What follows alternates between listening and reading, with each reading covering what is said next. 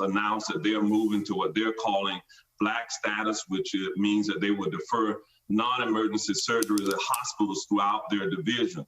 And that is something that is very concerning to me.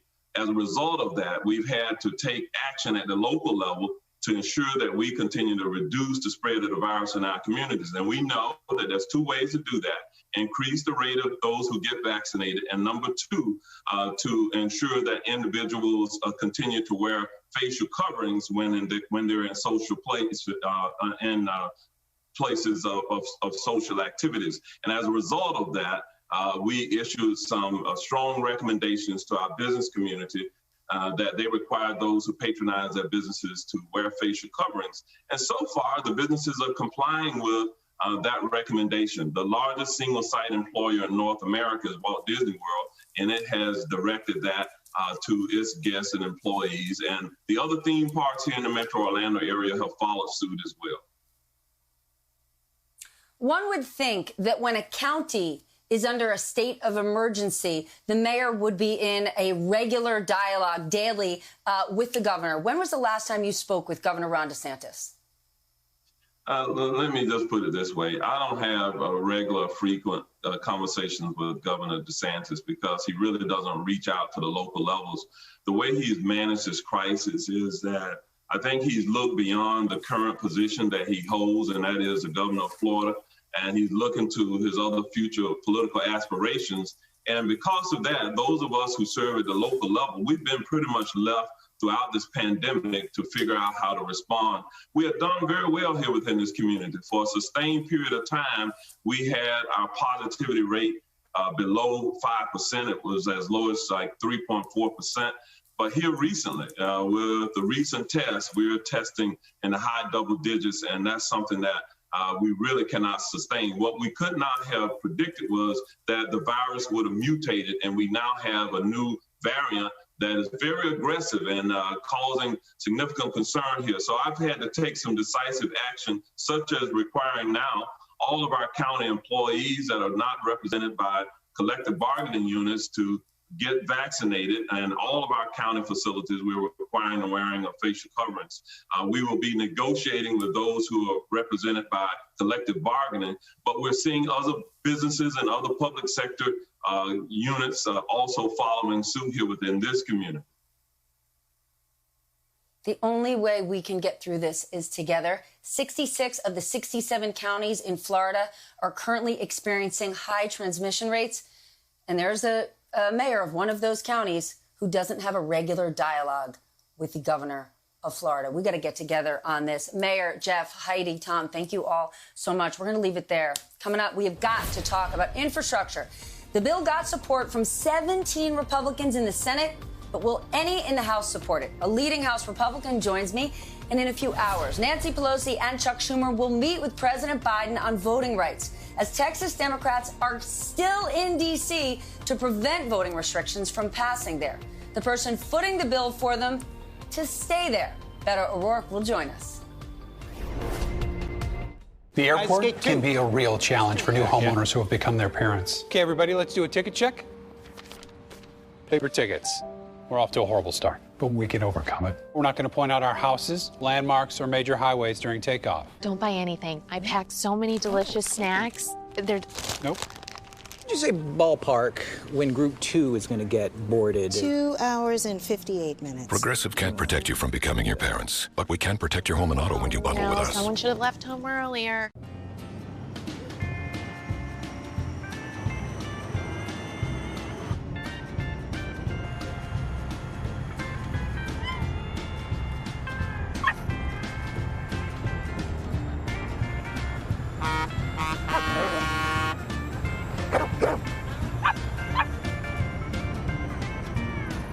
The Subaru Forester. Dog tested, dog approved. Right about now, we could all use a pancake. Or 10. So come into IHOP for pancakes, burgers, burritos, and more. Because you deserve something that makes you smile. This guy knows what's up. We did it again. Verizon has been named America's most reliable network by RootMetrics.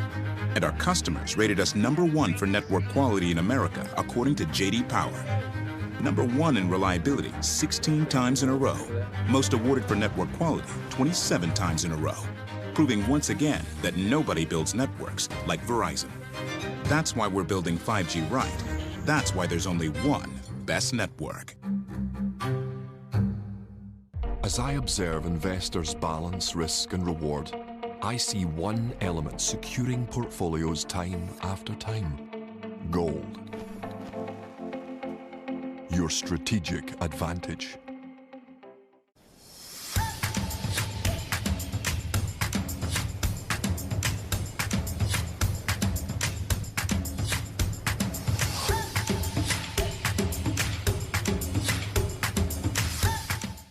We are an outdoor furniture brand on a mission to get people outside, and we're doing that by creating the perfect outdoor sofa that is the most comfortable, the most durable, and the most innovative sofa out on the market today. Get $100 off only at liveouter.com. The last time I had a big bank was about 3 years ago when I ended all that and started my relationship with Chime. Chime is super easy. It's been such a wonderful experience. I don't even know what it feels like to be screwed by a bank fee. I'm thinking back and I'm just like, I try to suppress those dark days. Obviously, early payday, it's great. I don't have to worry about where my money is and if it's in good hands or not. Download the Chime app today. At Avocado Green Mattress, we're in this for good. For healthy people and a healthy planet. To give more than we take. That's why we're proud to be 1% for the Planet's 2020 Pinnacle Award winner. To be a certified B Corporation, to be organic, and to actually offset more carbon emissions than we produce. All to raise the bar for what it means to be a sustainable brand. Learn more at avocadogreenmattress.com. Right now, we are watching the White House, where Speaker Nancy Pelosi and Senate Majority Leader Chuck Schumer will meet with President Biden today to talk voting rights. It comes as Democrats in both chambers got back to work on voting bills this week, and 3 Texas Democrats testified in D.C. about the restrictive voting bill that caused them to flee their state. Leanne Caldwell has the latest from Capitol Hill. Leanne, these House and Senate bills are both smaller than what Democrats are trying to pass before. Does that mean they're going to get more support? It's a good question, Steph. The Senate is proposing a slimmed-down voting rights legislation. It could be released as early as next week. And now in the House of Representatives, House Democrats sent a letter to Speaker Pelosi asking for something similar. They want to take out the campaign finance and the ethics reforms and other things from For the People Act and focus just on access to the polls. Now, this new push is coming as progressives are really pushing leadership to do it. Also, some of these members are facing tough redistricting and tough re-elections, and they say time is of the essence. And Senator Raphael Warnock of Georgia, who is leading this push in the Senate, says that voting rights is just as important as everything else the Senate is focused on right now, including infrastructure. Let's take a listen. Passing voting rights, in my view, is the most important thing we can do as Congress. Now, I know that there are a lot of pressing issues, but the American House is the house built by democracy. And if we don't preserve our democracy, strengthen people's access to it, we will not have done our job. So back to your original question, Steph, will it get more support? Well, it needs Republican support, especially in the Senate, 10 Republicans. It's very difficult to see how that happens, but can't rule anything out until it's a done deal, obviously. Leanne, thank you. Now let's head to Austin, Texas, where the march against voter suppression just resumed about an hour ago. Texans have been braving the heat all week ahead of tomorrow's rally at the state capitol. I want to bring in 2 people who've been leading that march. Former Texas Congressman Beto O'Rourke and Poor People's Campaign co-chair Bishop William Barber. Gentlemen, welcome. Congressman, we know voting rights is a massively important cause. But are you concerned about the optics? Lawmakers fleeing Texas now for weeks and weeks when there's a whole lot of other things that Texas voters need and want tended to day in and day out. These Democratic legislators from Texas are absolute heroes because not only are they trying to stop voter suppression here in Texas, not only are they trying to advance voting rights in the one place where it can be won, the United States Senate with the leadership of President Biden, but they understand the connections to the fact that Texas has a minimum wage of $7.25 an hour. It's the least insured state in the country, which means that folks are dying of diabetes and the flu and curable cancers because they just cannot see a doctor. So if we want to fix these things, people have to be able to vote. And Texans understand that, and it's why all of us support those legislators who are willing to put all of it on the line for all of us. And we're going to do our part here in Texas, along with Bishop Barber and the Poor People's Campaign and the impacted people of this state. We will be rallying in front of the state capitol at 10 a.m. on Saturday. We want everyone to be there to stand up and be counted. Yeah. Bishop, these Democrats have been in D.C. since July 12th. It's about to be August. How long is this going to last? They can't stay there forever. Well, I think it's bigger than that. We've been there since July 12th as well, engaged in massive moral direct action. You know, over 100 women 2 weeks ago, then 40 and more than 40 Senate officers last week. We're bringing hundreds of pastors and low-wage workers there this Monday. We've got hundreds of people joining us now of every race, creed, and color. 40 organizations joining the Poor People's Campaign and my brother Beto. Listen, the democracy is in trouble. If you say that we are seeing the worst attack since the Civil War, then the answer to that must be massive. And that's why we need to end the filibuster. Don't tell us it can't be done. We have to pass every provision of the For the People's Act. We're not compromising. We're still pushing for it all. We got to have a restored Voting Rights Act, and we have to have 15 in the union and protect our immigrants. Why? Because the same people that are suppressing the vote, suppress living wages, suppress health care, suppress immigrant justice, right? This is not a binary black versus white issue. This is an American issue, and all Americans ought to be standing up and understanding that 56 million Americans used processes to vote last time other than, say, on election day. What these legislators are doing is trying to retrogress and take all of those opportunities away. If you destroy the infrastructure of the democracy, the bridge that gets us to all the other policies, it won't matter if you do infrastructure and build physical bridges because you will have crumbled the bridges of our democracy. We have to have an answer from Congress, federal action that meets the challenge of this moment. You know what else doesn't matter? How I feel about it, how people around the country feel about it. It matters how Texans feel about this. Last month, the Texas Tribune and University of Texas found that 35% of registered Texas voters wanted to make voting rules more strict, and only 26% wanted them loosened. Congressman, can an argument be made that these restrictive voting bills, while I may think they're reprehensible, they actually represent what Texas voters want? I don't know about that, because as I travel the state and listen to people, especially those most impacted, they want to make sure that it is easier for eligible voters to cast a ballot. 7 million Texans who were eligible in 2020 did not vote, and that's not for any lack of love of democracy. But Stephanie, imagine if we just took a poll in 1965 and said, should we pass voting rights? Is it popular enough or not? President Johnson wasn't waiting for the popularity test. He put it all on the line to advance the cause of a multiracial democracy in America where every eligible voter should vote. So that should be the true test of leadership, is whether you do the right thing when history calls, whether or not it's popular. So let's do the right thing now and pass the For the People Act in the U.S. Senate. And Stephanie, one of the things we got to think about is the Constitution, the 15th Amendment, says that no one, no state or entity can deny or abridge the right to vote. Congress swore to uphold the Constitution, not even popular opinion. But across this country, take for instance in West Virginia, 79% of West Virginians, 79% of West Virginia say to Manchin, you're wrong on this. You need to pass these expansive voting rights. You need to stop this filibuster, because they know this is hurting all of us. Black people, white people, brown people, Native, LGBTQ community, the disabled, the rural communities. Look, we have an attack on this democracy, and we ought to be asking this question.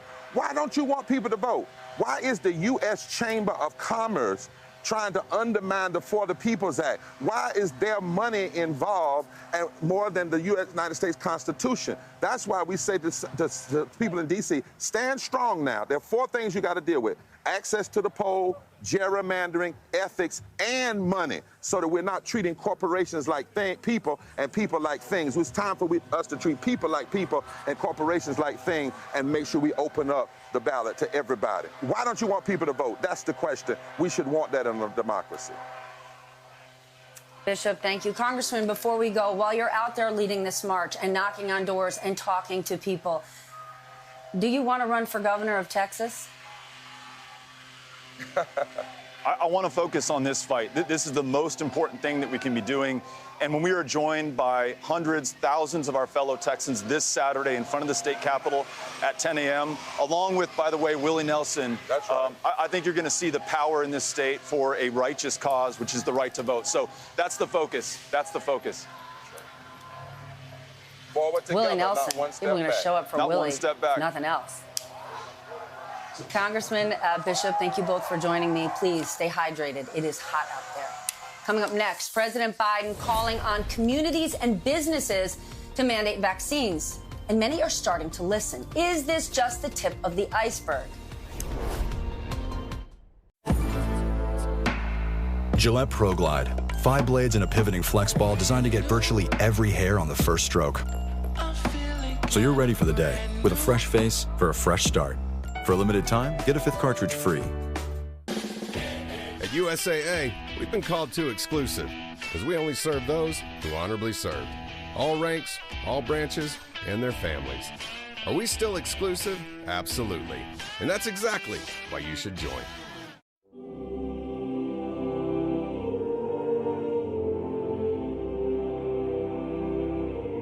Someone once told me that I should get used to people staring.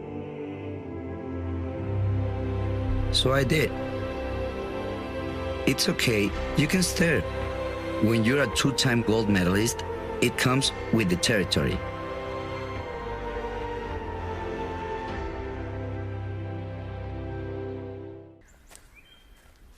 This is the sound of an asthma attack. That doesn't happen. This is the sound of better breathing. Fasenra is a different kind of asthma medication. It's not a steroid or inhaler. Fasenra is an add-on treatment for asthma driven by eosinophils. It's 1 maintenance dose every 8 weeks. It helps prevent asthma attacks, improve breathing, and lower use of oral steroids. Nearly 7 out of 10 adults with asthma may have elevated eosinophils. Fasenra is designed to target and remove them. Fasenra is not a rescue medication or for other eosinophilic conditions. Fasenra may cause allergic reactions. Get help right away if you have swelling of your face, mouth, and tongue or trouble breathing. Don't stop your asthma treatments unless your doctor tells you to. Tell your doctor if you have a parasitic infection or your asthma worsens. Headache and sore throat may occur. This is the sound of Fasenra. Ask your doctor about Fasenra. If you can't afford your medication, AstraZeneca may be able to help.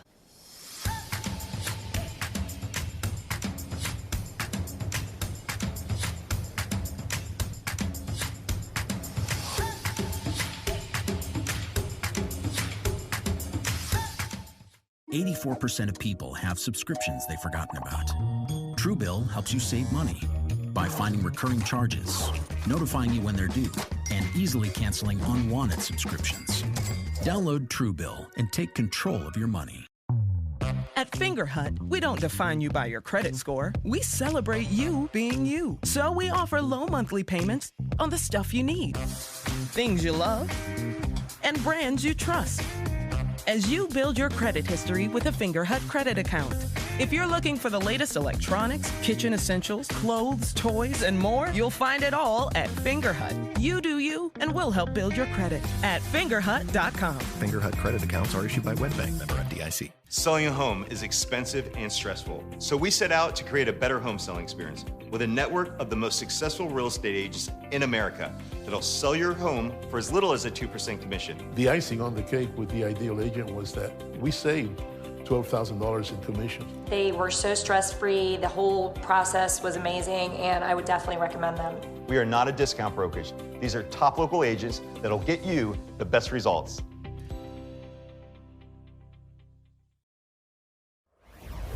Why not push for vaccine mandates in states, private companies, schools? Do you want to see those entities pass vaccine mandates? Well, I'd like to see them continue to move in that direction. Local communities can do that. Local businesses can do that. It's still a question whether the federal government can mandate the whole country. That was President Biden urging states and businesses to require COVID vaccines. And this morning, the dam is starting to break. Uber became the latest company to mandate the shot for all of its workers. But it's just one of at least 9 big companies requiring the shot for at least some of their employees. And it's not just vaccines. Tech companies like Lyft, Uber, Apple, and Google pushing back their return to work dates even further. And Twitter closed its offices in New York and San Fran due to the surge in cases. I got a closer look at how corporate America is stepping in to stop the spread. Add Uber to the fast-growing list. The ride-hailing giant now making vaccinations mandatory for U.S. employees coming to the office and delaying their global return to office by a month. Employers are really responding to and reacting to colleagues in the workplace saying, I want you to provide as reasonably safe of a workplace as you can. Uber joins Netflix, Google, Facebook, Morgan Stanley, Lyft, United, The Washington Post, and Saks Fifth Avenue, all requiring vaccines for at least some employees. And even the NFL, which doesn't mandate vaccines, says it will hold teams financially responsible if a COVID case cancels a game. I wouldn't have gotten the vaccine if without the protocols that they're enforcing on us. Restaurateur Danny Meyer going a step further. Beginning the day after Labor Day, we are going to require that 100% of our staff members be vaccinated and that any guest who wants to dine indoors will be vaccinated as well. How are you going to handle customers that challenge this? I guess the same way we would challenge somebody who refused to show their ID if they were underage at a bar. We just won't serve them. He says he'll look for proof via a CDC vaccination card or digital passport. For companies who are dealing with employees who say they're afraid to come back to work, is mandating vaccines the clearest way to sort of help people who have those concerns? A mandate that explains to the employee why it's likely in their best interest as well as the best interest of their colleagues will go a long way. Let's dig deeper and bring in my friend Andrew Ross Sorkin, columnist and editor for the New York Times Dealbook and co-anchor of Squawk Box on CNBC. Andrew, you and I have been complaining about this for weeks. Is corporate America finally putting their foot down and requiring this vaccine? Is this the tip of the iceberg? And once the vaccine is out of emergency phase and fully approved, are we going to see a lot more businesses require it? I hope this is the tip of the iceberg, and I think there are some companies showing leadership. I would suggest it's the leadership is late, and it's not among the companies, the biggest companies that could have the greatest impact. The last time we spoke, we talked about airlines. We talked about large companies like Amazon, like Walmart, like UPS, like Federal Express. That's where you can actually change the dynamic around the country very, very quickly. But I do think that there's going to be a lot of folks looking at these companies that you just highlighted and saying maybe we should rethink our own policies and start to mandate the vaccine as well. It's also going to be led by this new information we're hearing from the CDC around what they're describing as a new war. They're saying this Delta variant is as contagious as the chickenpox, and I think that is going to change the dynamic inside boardrooms and managements that have been having these conversations and have been hesitant thus far. But Andrew, you just hit it. Tech companies, financial companies, they're taking the lead. This doesn't affect their bottom line in a way that it would a big box store like Walmart, Target. I mean, Amazon and Walmart are the 2 biggest private employers in this country. Why haven't they done anything yet? The truth is that they are worried about a handful of things happening. They're worried about lawsuits from employees saying they're being discriminated against if, in fact, they don't want to take the vaccine for whatever reason. They're worried that one of their employees is going to take the vaccine and have a bad reaction, and they're going to get sued for that. They're worried that the employees are going to storm the gates effectively and say, we don't want to do this, and strike and protest, or leave entirely at a time when the supply chain and labor is constrained to begin with. So when you talk to executives about what they're concerned about, There's a lot of people inside even some of the companies you just described that I think would like to mandate vaccines if they could, but they are so worried that if they were to do so, that there could be negative ramifications on their company. And that's where the leadership part of this comes in, because there's an opportunity to communicate to their employees the need and why to do it. Yes, but the biggest thing companies are hearing from their employees about returning to work is that they don't feel safe. The way to make them the most safe is to require vaccines. So isn't it a catch-22? It is the ultimate conundrum. There is, I agree with you, and I think it's especially true in the tech community and the white-collar community, saying we want to be safe. We do not want to go to work unless we know everybody around us is vaccinated. And there's another group of people that has a very different view, which is to say that they don't believe that these things should be mandated. And in fact, they would say it is not that it's not safe, but that they don't want to work in a place where that is required. And so that is the debate. You know what side I come down on that, but that's what's happening here. Yes, and when Emmanuel Macron put the mandate in place in France, thousands of people protested. Thousands, a whole lot less than the 3.7 million people who got vaccinated that first week. Andrew, thank you so much for joining us this morning. We're going to leave it there. Have a great weekend. Coming up, Mitch McConnell shocked many when he supported the bipartisan infrastructure bill. But remember, it's just procedural. Why would the self-proclaimed Grim Reaper of Democratic priorities go along with a key part of Biden's agenda? Our new reporting next. Trilogy for COPD. Birds flying high, you know how I feel. Breeze drifting on by, you know how I feel. It's a new dawn, it's a new day. No matter how you got COPD, it's time to make a stand. And I'm feeling. Start a new day with Trilogy. No once-daily COPD medicine has the power to treat COPD in as many ways as Trilogy. With 3 medicines and 1 inhaler, Trilogy helps people breathe easier and improves lung function. It also helps prevent future flare-ups. Trilogy won't replace a rescue inhaler for sudden breathing problems. Tell your doctor if you have a heart condition or high blood pressure before taking it. Do not take Trilogy more than prescribed. Trilogy may increase your risk of thrush, pneumonia, and osteoporosis. Call your doctor if worsened breathing, chest pain, mouth or tongue swelling, problems urinating, vision changes, or eye pain occur. It's time to start a new day. Ask your doctor about once daily Trilogy and save at Trilogy.com. Mission Control, we are go for launch.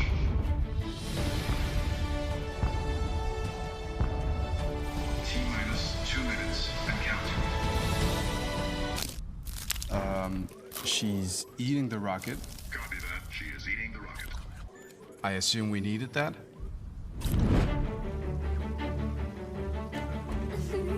Lunchables, built to be eaten. She has eaten the rocket. Over. Toe fungus is tough to kill, and it can spread. It's time to start using FungiNail. Maximum strength FungiNail is so powerful it cures and prevents fungal infections. Plus, it has aloe and tea tree oil to restore skin health. Say goodbye to toe fungus with FungiNail. This isn't dry food or wet food. It's not burnt brown pellets. It's real meat and veggies, developed with vets and delivered fresh to you. Visit tryfarmersdog.com to see your dog's personalized meal plan. My hygienist cleans with a round head. So does my Oral-B. My hygienist personalizes my cleaning. So does my Oral-B. Oral-B delivers the wow of a professional clean feel every day. Sing it, don't worry about a thing. Worry about a thing, 'cause every little thing is gonna be alright. Rise up this morning, smile with the rising sun. Say yeah, this is my message to you. Sandals Negril, Jamaica's most sought-after beach resort. Call 1-800-SANDALS. My name is Douglas. I'm a writer, director, and I'm still working. In the kind of work that I do, you are surrounded by people who are all younger than you. I had to get help somewhere along the line to stay competitive. I discovered Prevagen. I started taking it, and after a period of time, my memory improved. It was a game changer for me. Prevagen, healthier brain, better life. I always loved you, Sven. I never said it, but...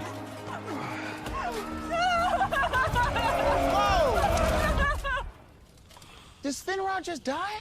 Yeah. Can you do it again? Sure. I always loved you, Sven. Missed it again.